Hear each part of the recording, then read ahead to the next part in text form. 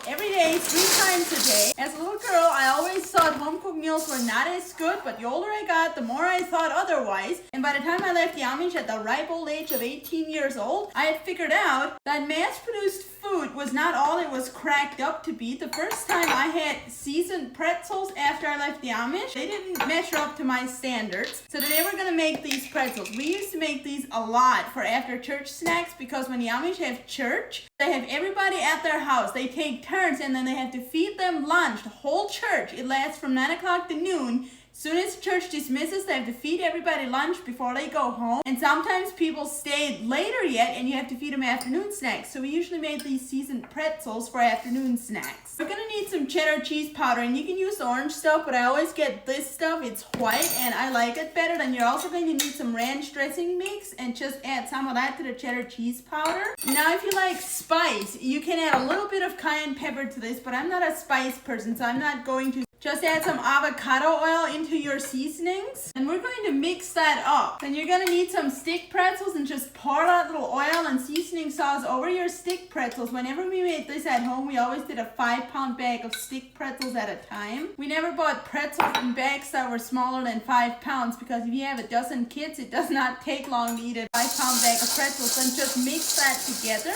Once you have all of your seasoning mixed on there, you still need to roast them, so I transfer them to a little baking sheet. I have a cookie sheet here.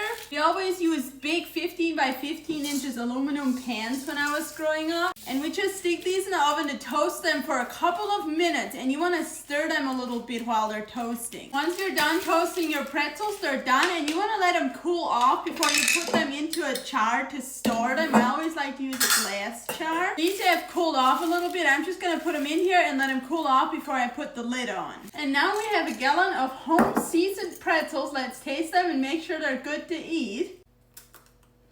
Of course they're good to eat. They're delicious.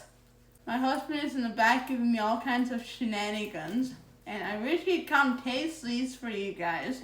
But he said he's not going to because he's feeling mean. If you guys want this recipe, it is in my cookbook under seasoned pretzels. The cookbook is on my website, socialsbylavina.com, which I have linked on my profile over here, or depending what platform you're on, it might be in the caption of this video. Or you can just go to your browser app and type socialsbylavina.com into your search bar and make yourself some seasoned pretzels. Enjoy!